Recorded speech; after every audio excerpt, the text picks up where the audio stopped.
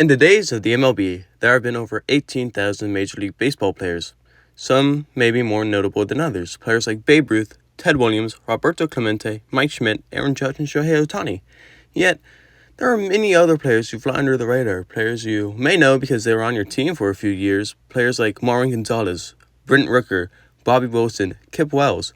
And one of those players is Robinzon Diaz. And he's our focus today.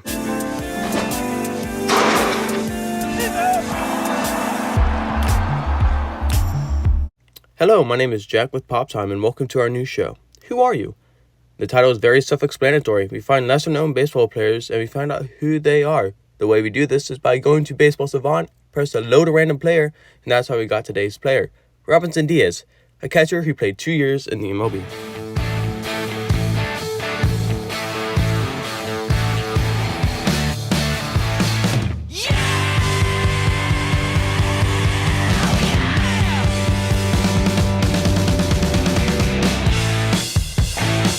Robinzon Diaz is a Dominican-born baseball player, and he is now 39 years old. This guy was a journeyman catcher for the Pirates, Blue Jays, and Brewers, but he bounced around many minor league systems throughout his career. He made his MLB debut for the Jays on April 23, 2008, and made his last appearance with the Bucks on July 10, 2009. His baseball career ended in 2016 in the Dominican League after he was traded to the, let me check if I get this right, Aguilas Ibanez from the Leones de Escogido. Yep, that Spanish too is really paying off right now. After a short stint for the Leones de Escogido in 2017, he became a bullpen catcher for the Brewers until 2020, when he retired from baseball altogether. His 2 years in the MLB lasted from 2008 to 2009, where he played for the three aforementioned teams. Well, that's about it for who he is and his playing career. Let's move on to his career stats. Remarkably, Robinzon Diaz was an above-average player, accumulating a 0.5 WAR over a short career. And he was an all-right MLB hitter, hitting slightly below average, slashing a 281 average, a 306 OBP, an OPS of 659, an OPS plus of 75, and 139 at-bats in 44 games. These stats were over 2 years, by the way, and a 281 average over 2 years isn't terrible, all things considered. But, yeah, the rest is pretty bad. Not saying I could do better, but he was a below-average hitter. On top of that, he hit 1 home run in his career and knocked in 20 runners. I actually found footage of his 1 homer as well, and it's in 360p. This is the game he hit his 1 home run in.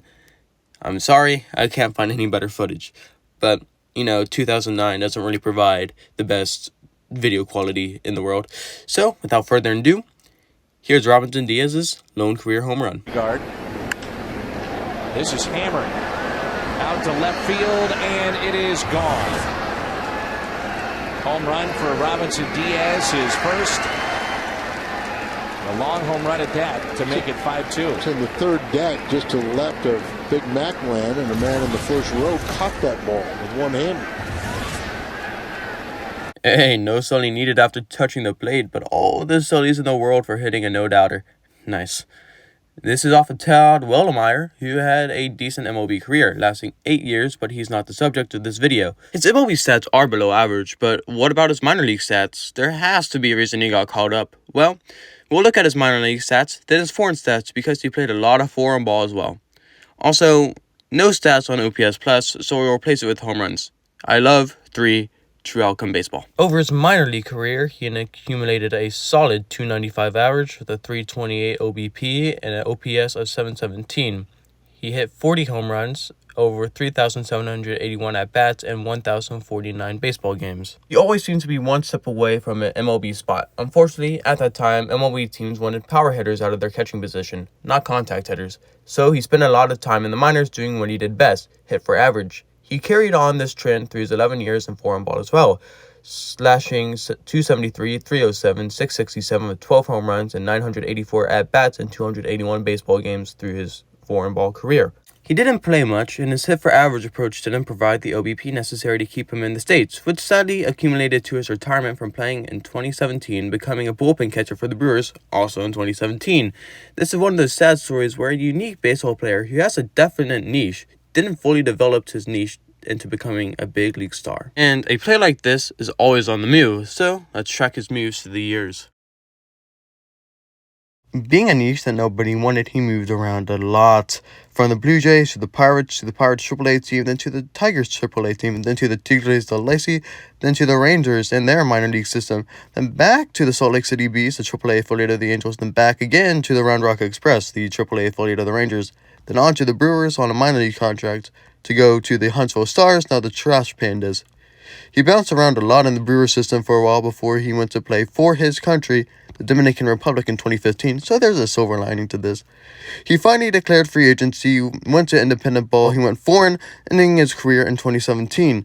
He was on the move a lot, never had a full year with an organization, except for the Pirates, never getting that opportunity, yet he still made the majors, something only 18,000 other people can say. You know what? Mr. Diaz tells an interesting story about the ruthlessness of baseball. You'll be picked up and tossed around the minors for a bit, and if you're good and or lucky enough to be called to the MLB, once you're there, who knows? You may stay, you may not. The public only sees the bright side of the MLB, where superstars shine and mediocre players will play mid enough to stay there. Yet, not all signings will be good enough to stay and or pan out. And Mr. Diaz is an international signing that didn't pan out. And he still played. He played hard, he played his best, he played with his niche. And that's why I want to learn who he was.